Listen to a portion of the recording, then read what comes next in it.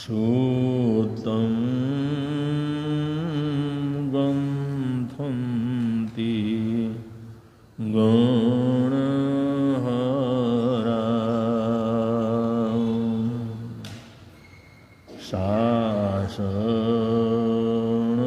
शासनस्य हि अठाये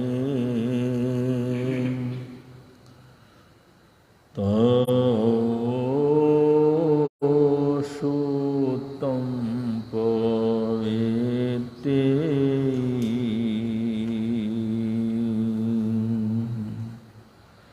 केवल रविकिरणों से जिनका संपूर्ण प्रकाशित है अंतर, उनकी वाणी में होता है तत्वों का सुंदरतम दर्शन।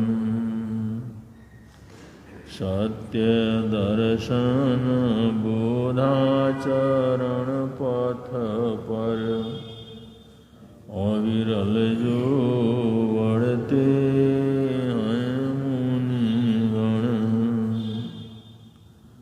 अरहत देव परम आगम गुरु को, अरहत देव परम आगम गुरु को शत शत वंदन, शत शत वंदन, शत शत वंदन, शत शत वंदन।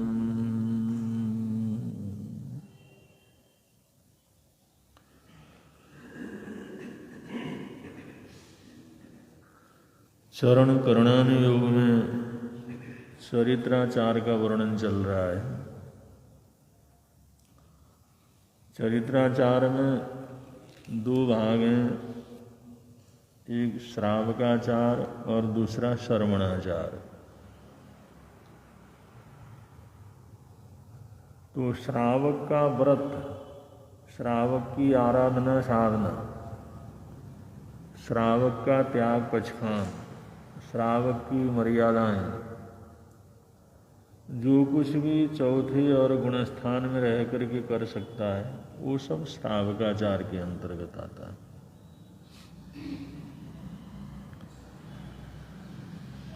और छठे सातवें गुणस्थानवर्ती जो महापुरुष हैं उनका जो आचार है, उनका चरित्र है, वो श्रवणाचार के बीच में आता है। तो श्रावकाचार का वर्णन करते हुए कल हमने बतलाया, शास्त्रकारों ने ये प्रस्तुत किया कि चारों गतियों में संपूर्ण जगत में हिंसा भरी हुई है, सर्वत्र हिंसा परिव्याप्त है। आप लोगों ने सुना, धर्मात्मा होने के बावजूद, ज्ञानी होने के बावजूद, सत्संगी होने के बावजूद, एक अच्छे से अच्छे गृहस्थ होने के बावजूद भी बहुत सी हिंसाओं का त्याग तो कर ही नहीं सकते। तो एक श्रावक के मन के अंदर ये जिज्ञासा पैदा हुई कि गुरुदेव जब श्रावक बने में रहते हुए हम लोग आरंभजा हिंसा को छोड़ नहीं सकते, औद्योगिक की हिंसा उसका भी त्याग नहीं कर सकते, विरोधिनी हिंसा उसका भी पचखान नहीं कर सकते, थावर हिंसा उसको भी नहीं छोड़ सकते, और एक संकल्पजा हिंसा है उसको भी पूरा नहीं छोड़ सकते। वो कहते हैं आपने एक लाइन का त्याग बतलाया कि निरपराधी निरपेक्ष निरपराधी संकल्प हिंसा का त्याग सिर्फ इतना कर सकते हैं। और इतना छोटा सा त्याग करते हैं तो इससे क्या फर्क पड़ता है? हिंसा से भरे हुए संसार में मानसिक हिंसा है, वाचिक हिंसा है, पारिवारिक हिंसा है, सामाजिक हिंसाएं हैं, जातिवाद में हिंसाएं हैं, गरीब अमीरी की हिंसाएं हैं, राजकीय अन्याय अत्याचारों की हिंसाएं हैं, आपसी है, क्रोध की है, मान की है, परिग्रह की है, 18 प्रकार की पापों की हिंसा है। जहाँ पाप है वहां पर हिंसा है और सर्वत्र हिंसा फैली हुई। तो इतनी हिंसा फैली हुई है, इस हिंसा के सागर में हम डूबे हुए हैं। तो हम वो छोटा सा एक पचखान कर लें, एक संकल्प हिंसा का आधा पचखान कर लें, उससे क्या फर्क पड़ने वाला? उससे क्या लाभ होने वाला? क्या फर्क पड़ने वाला? जिज्ञासा बहुत अच्छी। वास्तव में आदमी सोचे विचार करे तो कुछ जिज्ञासाएं पैदा होती हैं, कुछ समाधान की भावना पैदा होती है। उन्होंने सोचा होगा खूब अच्छी तरह से। तो उनका इतनी हिंसाएं आपने बतलाया, उसमें एक भी पूरा नहीं कर सकते। तो एकांत छोटी हिंसा को छोड़ने से, उतना पचखान करने से क्या अपना कल्याण होगा? किस तरह से क्या फर्क पड़ेगा? इससे क्या सहायता पहुंचेगी दुनिया के अंदर? क्या हम अहिंसक हैं, ये बात सार्थक होगी किस तरह से? इसमें एक उदाहरण है। जब ये पूर्णमासी का समय आता है, जैसे पूनम का समय आता है, पूर्णमासी का समय आता है, उस समय समुद्र में ज्वार भाटाएं आती हैं। ये समझ लो जैसे जैसे चंद्रमा बढ़ता चला जाता है, उसी तरह से समुद्र के अंदर खलबली मचती चली जाती है। और जिस समय पूर्ण चंद्रमा होता है तो उस समय तो इतना उछलता है सागर कि 10-10, 15-15 फीट की ऊंची ऊंची लहरें क्या करती हैं आती। और जहाँ पर लोग घूमने जाते हैं, बीचों में, किनारों में, कहीं कहीं पर किनारा होता है, घूमने की जगह होती है, तो वहाँ पर हजारों लोग जाते हैं। तो बहुत लंबे चौड़े बीच होते हैं। बीच कहते हैं समुद्र के किनारे को, रेत ही रेत होता है वहाँ पर। तो लोग जाते हैं, घूमते फिरते हैं, बड़े बड़े कार्यक्रम भी होते हैं। तो जब ये ज्वार भाटाएं आती हैं, चंद्रमा पूर्णमासी के ऊपर रहता है, पूरी तरह से जिस समय खिलता है, तो पानी का उछाल इतना होता है, वो हजारों लाखों मछलियां उन जो है लहरों के साथ आती हैं, उछलते हुई लहरों के साथ। और पानी में रहते हैं तो लहरें जिस समय चलती हैं, जोर की लहरें, कोई बड़ी जबरदस्त लहर चली और उसमें हजारों मछलियां उसके साथ आते हैं, और आते हैं तो रेत के ऊपर पड़ जाते हैं, लहर तो चली जाती है, मछलियां सब वहां रह जाती हैं। मछलियां सारे अब पानी के बिना तो चल नहीं सकते, पानी के बिना उनकी गति नहीं है। तो ऐसे समुद्र के किनारे कई बार हजारों मछलियां वहां पर इतनी पड़ी रहती हैं। फिर वहां पर तो बहुत से लोग आते हैं, पकड़ पुकड़ के ले जाते हैं। बहुत से चील कौवे वगैरह आ जाते हैं, वो खा जाते हैं। बहुत से तड़फ तड़फ करके मर जाती हैं। ऐसा दृश्य करीबन करीबन समुद्र के किनारे देखने को मिलता है। एक बार ऐसे ही जो है वो हजारों मछलियां वो किनारे के ऊपर तड़फ रही थी, और एक छोटा सा बच्चा वो धीरे धीरे जाता और बड़े मुश्किल से, अब बच्चा है, डरता डरता एक मछली को पकड़ता, पकड़ करके किसी तरह से जा करके समुद्र के पास जाता, उसमें पानी में डाल करके आता। और फिर उतने देर को फिर आने के बाद फिर देखता है ये मछली, वो इसके पास जाता, डरते डरते डरते डरते किसी तरह से, अब डर तो लगता ही है ना, बच्चा है तो उसको डर लगता ही है। लेकिन फिर भी उसमें दया है, करुणा है, मर रही हैं ये, तो फिर उस मछली को किसी तरह से पकड़ता, फिर पकड़ने लगती है तो थोड़ा उछलती भी है मछली, फिर उसको किसी तरह से ले करके पकड़ करके दूर पानी में ले जाकर, पानी का तो अंदर तक रहता है किनारे पर, तो वहाँ ले जा कर, तो एक परिवार वहाँ से जा रहा था, कुछ लोग जा रहे थे, वो सोचने लगे इतनी मछलियाँ पड़ी हुई, इतनी मर रही हैं, ढेरों की इसकी गिनती नहीं है, इतनी मछलियां हैं। अब ये छोटा सा बच्चा एक एक मछली को ले जा करके छोड़ रहा है बेचारा। तो उनके पास गए, उन्होंने कहा बेटा देख इतनी मछलियां मर रही हैं, इतनी मछलियां हैं, वो तेरे एक तो इतना प्रयत्न कर रहा है, एक एक को बड़े मुश्किल से उठा करके ले जा करके डाल रहा है, इससे क्या फर्क पड़ने वाला है? क्या फर्क पड़ेगा इससे? इतनी मछलियां तड़प रही हैं, इतनी मछलियां मर रही हैं, और तू उनमें से किसी एक को बड़े मुश्किल से पकड़ता है और ले जा करके पानी में छोड़ता है, इससे क्या फर्क पड़ेगा बेटा? बात तो उनकी ठीक थी। जहां पर पूरी तरह मौत छाई हुई हो, वहां पर एक आदमी को इस तरह से बचा तो क्या फर्क पड़ना है? उन्होंने कहा क्या फर्क पड़ेगा इससे? तो कहता अंकल जी मेरा टाइम खराब ना करो। वो भागा भागा फिर गया, उन्होंने कहा आओ देखो। तो मछली को जो तड़प रही थी वो, क्योंकि वो जब तक जान रहती है तब तक तड़पते, जो ज़्यादा तड़प रही थी जीने के लिए, उसको किसी तरह से पकड़ा। उन्होंने कहा आओ देखो। उसको ले जाके पानी में जिस समय डाला तो मछली वहाँ पर इतने खुशी से उछलने लगी, इतनी खुशी से उछलने लगी। उन्होंने कहा देखो हमारे को नहीं फर्क पड़ता, इसको तो फर्क पड़ता है, इसको तो फर्क पड़ा, उसकी तो जान बची। अब जैसे पानी के अंदर डाला वो मछली ऐसे कूदने लगी, ऐसे उछलने लगी, कूद कूद करके खुशी से। आखिर वो भी पचंद्री ही होते हैं, और पानी के लिए तरस रही थी। पानी मिला तो फुछलती लहराती नाचती नाचती जिस समय आगे गई, उन्होंने कहा अंकल जी देखो इसको तो फर्क पड़ा है, हमें नहीं फर्क पड़ता, हम सारा कुछ तो नहीं कर सकते। तो ये बात उन लोगों के मन के अंदर बहुत लगी।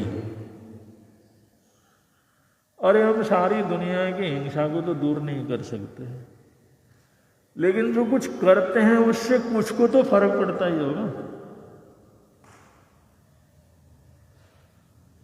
हम सारे ही कुछ त्याग नहीं कर सकते, सबको सुखी नहीं कर सकते, सबके दुखों को दूर नहीं कर सकते,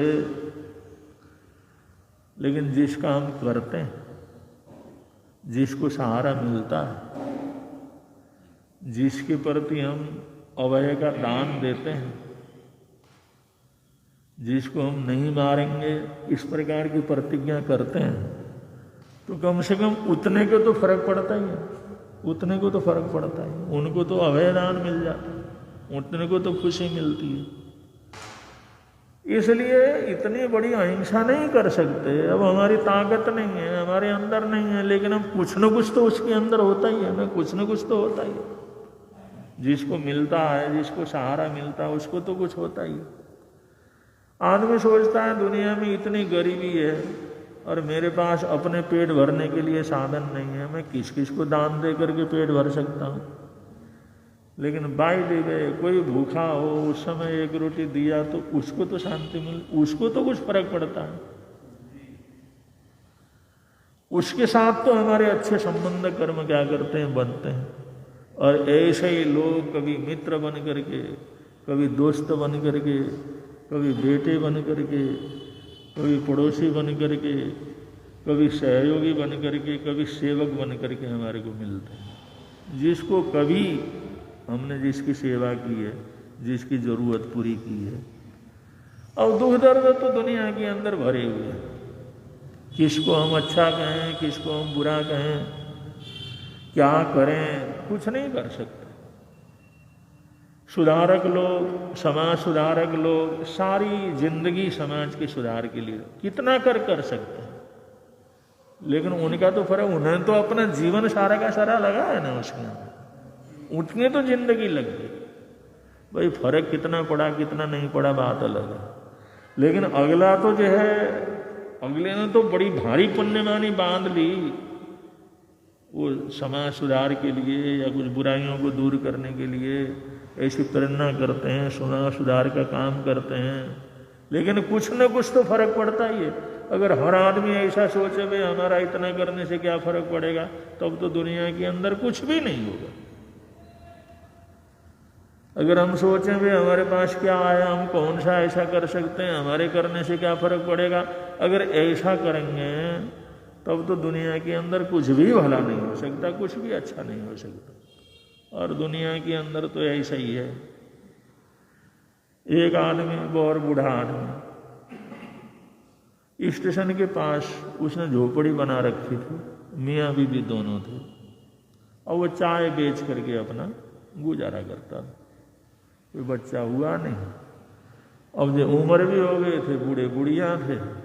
अब जब गाड़ी आने का समय होता तब जो उस बुढ़िया से चाय बना करके केतली लेकर के कुछ गिलास लेकर के स्टेशन में पहुंच जाता, और वहाँ पर जो चाय पीने वाले उनको बेच बाज करके फिर वापस आता। तो वो बैठा हुआ था और उसने जिस समय सोया, सो करके जैसे ही उठा एकदम हमारे गाड़ी आने का समय हो गया। उसने अपनी पत्नी को कहा भाई तो एक केतली जल्दी चाय बना दे, गाड़ी आने वाली है और गाड़ी चली गई तो हमारा काम ही रुक जाएगा, जल्दी बना दे। वो बेचारी बूढ़ी, उसको पैर में दर्द, घुटने में दर्द, हाय हाय करते हुए किसी तरह से उसने वो चाय की केतली बना दी जल्दी जल्दी। उस समय वो बूढ़ा आदमी सोचने लगा, हे भगवान, अगर तू हमारे को एक बेटा दे देता तो आज ये हालात तो नहीं होते।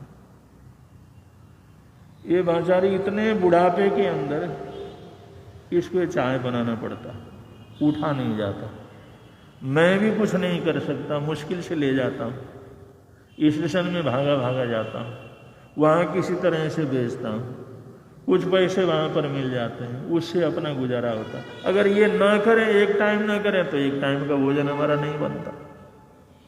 ये भगवान दुनिया को सुख शांति दी, दुनिया को बेटे पोते दिए, दुनिया को परिवार दिया कि मुझे एक बेटा दे दे। एक बेटा होता, आज एक बेटा होता तो इस बुढ़िया को इतनी तकलीफ उठानी नहीं पड़ती, कुछ तो सेवा करता।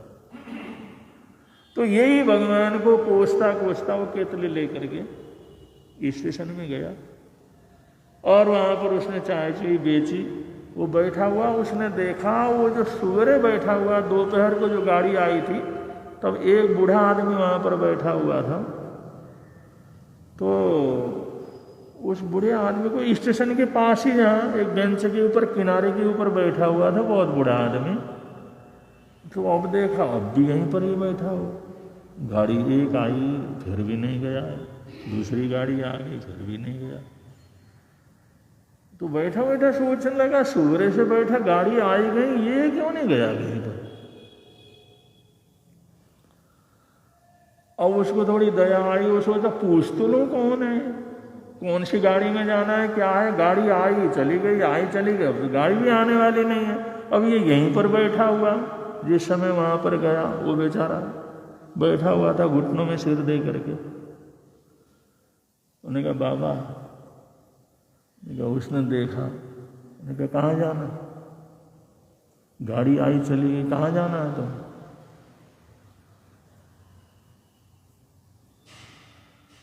तो उसने कहा बेटा लेने आए, बेटा लेने आए। तो गाड़ी तो कहीं आई गई, शाम का समय होने लगा, अभी आया नहीं। उन्होंने कहा कहाँ से आए हो। उन्होंने कहा बम्बई से मेरे बेटे ने मेरे को गाड़ी में बैठा दिया और उसने जो है चिट्ठी लिख करके मेरे को दे दिया। उसने कहा भाई ये गाड़ी बिल्कुल सीधे जा करके जहाँ आखिरी स्टेशन होगा वहाँ पर तुम रुक जाना और मेरा छोटा भाई आ जाएगा और वो तुम्हारे को लेकर के घर चला जाएगा, तो उसका इंतजार कर रहा हूँ। उन्होंने कहा आया नहीं, फिर किस तरह से करोगे? कोई एड्रेस वगैरह कुछ हो, यहीं आसपास में कुछ हो तो मैं कुछ कर लूँ, चिट्ठी दिखा दो। उन्होंने कहा उसने चिट्ठी लिख करके दे रखा, बेटे ने दे रखा। उन्होंने कहा वहाँ जा बैठे रहे ना, वहाँ पर वो आ जाएगा, तेरे को लेकर के चला जाएगा। उन्होंने कहा चिट्ठी तो दिखाओ, एड्रेस वगैरह कहाँ का है, कुछ तो लिखा होगा उसमें। अब जिस समय उसने चिट्ठी दी, अगर ऐसा नजदीक का हो तो मैं सूचना वगैरह कर देता हूँ, भूल गया होगा, कुछ बात हो गई, सोच पास में होगा तो पहुंचा देता हूँ। बंधु आदमी तो आदमी के काम आता, इंसान तो इंसान के काम आता। अब जिस समय चिट्ठी पढ़ी उस बूढ़े ने, तो उसकी जमीन उसके पैरों के नीचे से खिसक गई। उसमें लिखा हुआ था, ये जो भी आदमी इस चिट्ठी को पढ़े वो इनको पास के वृद्धाश्रम में ले जाके छोड़ दे, हमारे बस का नहीं है अब इनका ये खर्चा उठाए। जो भी इस चिट्ठी को पढ़े कृपया वो इन्हें ले जा करके किसी पास के वृद्धाश्रम में जमा करवा दे। अब बंधुओं, कौन सुखी है और कौन दुखी है? वो बुढ़ा सवेरे से भगवान को कोस रहा था, भगवान तूने बेटा नहीं दिया। एक बेटा देता तो कम से कम बुढ़िया को ये तकलीफ तो नहीं उठानी पड़ती। वो सोचने लगा ये सुखी है, मैं सुखी हूं। एक बम्बई में रहता है बंगले में, एक दूसरा बेटा कहीं दूसरी शहर में रहता है, और वो दो बेटे हैं, परिवार है, बंगला है। वो कहता सब कुछ है बेटे के पास। उसमें बंगले में रह रहा था, उसने कहा भाई तूने जाना है छोटे भाई के पास जाना, उसने मेरे को बड़ा चढ़ा दिया। वो सोचने लगा इसके दो बेटे हैं, अब इसको मैं सुखी मानूं। जो लिखता है जो भी इस चिट्ठी को पढ़े वो वृद्धाश्रम में ले जाके भर्ती कर दे, या मैं सुखी हूं, मेरे पास कुछ भी नहीं है। तो बंधु दुनिया तो ऐसी, दुनिया के अंदर ये हालात। इंसान की पुण्यवानी हो, किस्मत हो, तो बेटा न हो तो भी कोई ना कोई रोटी दे देता है। अगर अपनी किस्मत ही ऐसी हो, पुण्यवानी सोई हुई हो, तो वह तो अपने भी पराये हो जाते हैं। दुनिया हिंसा से भरी हुई है। अब इससे बढ़कर की हत्या, इससे बढ़कर के हिंसा, इससे बढ़कर के अपराध क्या हो सकता? कुछ नहीं हो सकता। ऐसी न मालूम कितनी हिंसाएं दुनिया के अंदर भरी हुई है। और आदमी सोचता है भाई ऐसे हिंसा से भरी हुई दुनिया के अंदर हम एक आधा पचखान कर लें, उससे क्या फर्क पड़ने वाला है? इतनी सब्जियां हैं, उसमें से हम कहते हैं दिन भर में सिर्फ एक सब्जी खाएंगे, इससे क्या फर्क पड़ने वाला? इतना दुनिया के अंदर हिंसा है, थोड़ी सी मर्यादा, उससे क्या फर्क पड़ने वाला? लेकिन भगवान कहते हैं फर्क पड़ता है, बहुत फर्क पड़ता है। वो कहते हैं अहिंसा ऐसी भगवती है, अहिंसा ऐसी शक्ति है, अहिंसा ऐसा बल है। जब हिंसा आती है सारे शहर के अंदर जो दंगा फैल जाता है, मारा मारी फैल जाती है। अब जब अहिंसा हो जाती है, बड़े आराम से आदमी अकेला जाता है, आता है, खाता है, पीता है, बोलता है, चालता है,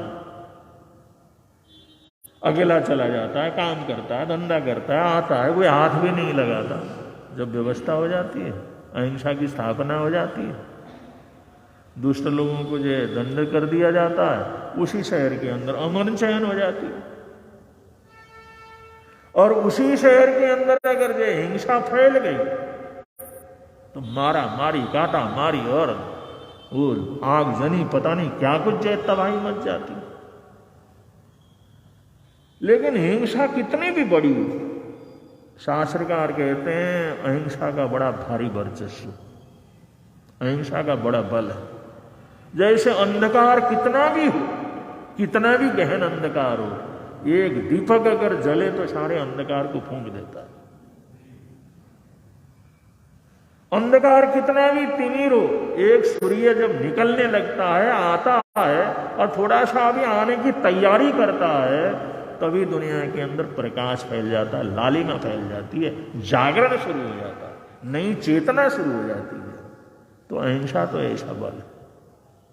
इसलिए अहिंसा को भगवती कहते हैं। अहिंसा भगवती, अहिंसा शक्ति, अहिंसा भगवती, अहिंसा शांति है, अहिंसा में अमन चैन है।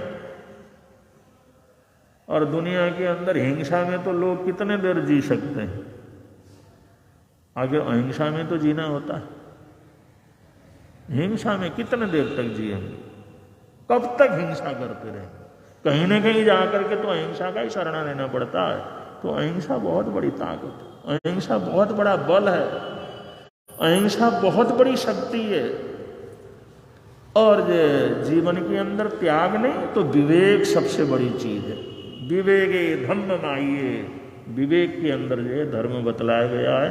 अगर हम पूरा छोड़ नहीं सकते, जागरूकता रख सकते हैं, 5 समिति 3 गुप्ती हम रख सकते हैं। हम सोचते हैं ये हम गलत कर रहे हैं, हम पाप कर रहे हैं, हमारे को नहीं करना चाहिए, ये भगवान कब ये छूटेगा, कब इस पाप के बंधन से बचेंगे। अगर ऐसा सोचते सोचते भी अगर करते हैं तो निकाचित कर्म होने से तो बच जाते हैं। निकाचित कर्म का बंधन तो होता ही नहीं। अगर हिंसा करते हुए, ऐसा कुछ काम करते हुए जो अपनी मजबूरी से करना पड़ता है, कर्तव्य है इसलिए करना पड़ता है, जिम्मेदारी है इसलिए करना पड़ता है, लेकिन सोचते हैं वो दिन कितना धनभाग होगा जिस दिन ये सारी चीजें छोड़ करके हम संयम पथ के ऊपर चलेंगे, संयम की आराधना करेंगे। मनोरथ करने में क्या जाता है? भगवान कहते हैं मनोरथ तो करो, भाई कुछ नहीं कर सकते, मनोरथ तो करो 3 प्रकार के। अब इसमें क्या जाता है? कोई भी ऐसा अगर हमारे को लगता है ये भारी काम है, ये नहीं करना चाहिए, मैंने कहा ये भगवान वो समय कितना अच्छा होगा जिस समय ये काम मेरे से छूट जाएगा, ये करना नहीं पड़ेगा, इससे मुक्त हो जाऊंगा, ये सारा पाप जो करने की नौबत नहीं आएगी, ऐसा समय आएगा। वो कितना भाग्यशाली होगा, कितना पुण्यशाली होगा, पता नहीं वो समय कब आएगा। आएगा तो मेरे लिए कितना खुशखबरी की बात होगी। ये भावना माने में क्या जाता है? करना करो, लेकिन कम से कम मनोरथ तो कर सकते हैं ना, अच्छी मनोरथ तो कर सकते हैं। भगवान कहते हैं इस मनोरथ को चतारने मात्र से निकाचित कर्म करने से आदमी बच जाता है।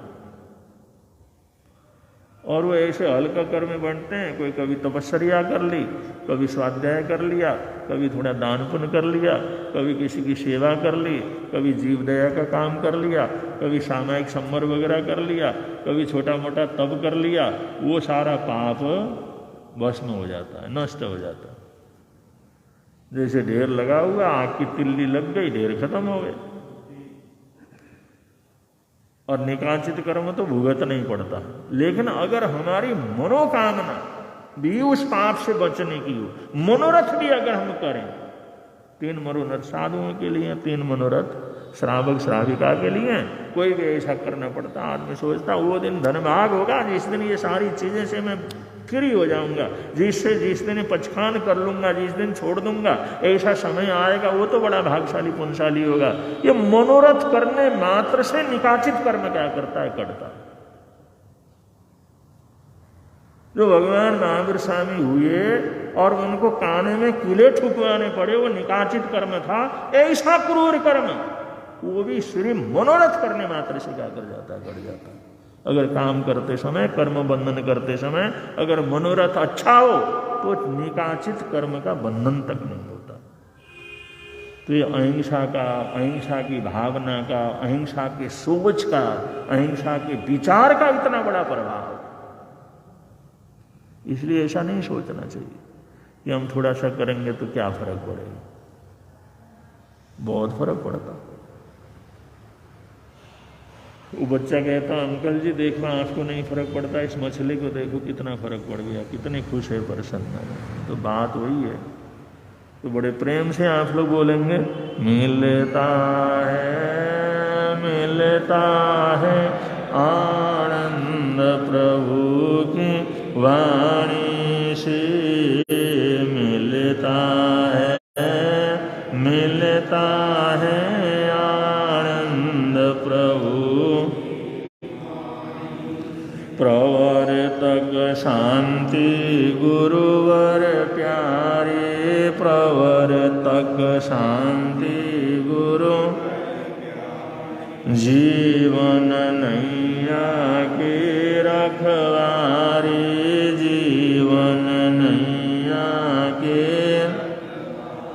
जोड़ गए संबंध प्रभु की वाणी से जोड़ गए संबंध प्रभु की वाणी से मिलता है आनंद प्रभु की वाणी से मिलता है आनंद प्रभु। आज का किसी का प्रत्याख्यान हो, एकासना वियासना आदि, आज का सामूहिक रूप से प्रत्याख्यान है रात्रि भोजन का पचखान। अगर रात्रि भोजन का पचखान न कर सको तो रात्रि की मर्यादा इतने बजे तक भोजन करेंगे, उसके बाद नहीं करेंगे, ऐसा पचखान तो कर ही सकते हैं हरियंत्र जी। वो सरे आज का जाप है श्री पदम प्रभु भगवान को वंदन बारंबार, श्री पदम प्रभु भगवान को वंदन बारंबार, श्री पदम प्रभु भगवान को वंदन बारंबार, श्री पदम प्रभु भगवान को वंदन। आगरे में श्री कमल कुमार जी जैन थे, जो गुरुदेव के परम भक्त थे, हमेशा सेवा का लाभ लेते थे। उनका परिवार आज यहाँ पर गुरु दर्शनों के लिए आया हुआ है। उनकी धर्मपत्नी, उनका बेटा कमल जी जैन, उन्होंने खूब अपनी ज़िंदगी के अंदर हमारी सेवा की, लेकिन बहुत जल्दी संसार छोड़ करके चले गए। इस परिवार को भी बहुत बहुत मंगल कामनाएं सद्भावनाएं देते हैं। उनकी भावना भक्ति सब इसी तरह से आगे बढ़े। अब संघ की तरफ से सूचनाएं हैं, सूचनाओं के बाद मंगल पाठ होगा। संघ की तरफ से सूचना।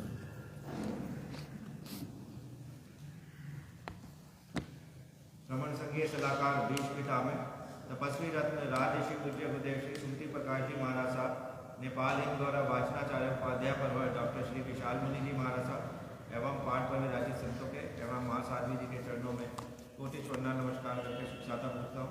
गुरु निहाल दरबार में पधारे सभी को सादर जय जय।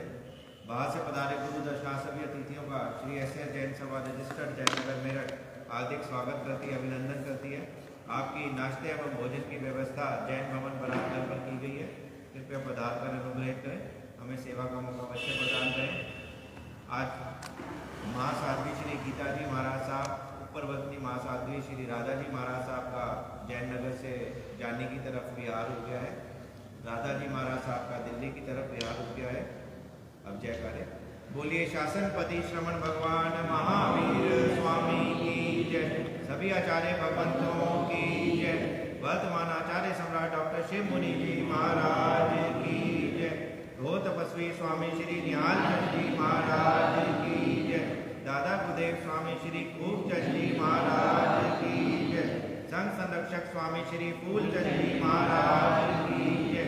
देवलोकगामी उत्तर भारतीय प्रवर्तक गुरुदेव श्री शांति स्वरूप जी महाराज की जय।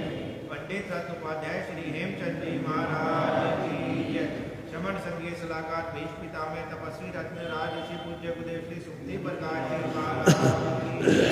नेपाल हिंद गौरव वाचनाचार्य उपाध्याय परवर डॉक्टर श्री विशाल मुनि जी महाराज की जय। उत्तर प्रवर्तक राष्ट्र संत श्री आशीष मुनि जी महाराज की जय। नवकार मन साधक पंडित श्री विचक्षण मुनि जी महाराज की जय। संधारा साधिका माँ श्री सुमन कुमारी जी महाराज की जय। उप पर्वतनी माँ श्री सरिता जी महाराज की जय। सब साधु साध्वियों की जय। जैन धर्म की जय। श्रमण संघ की जय। आज के आदर्श की जय।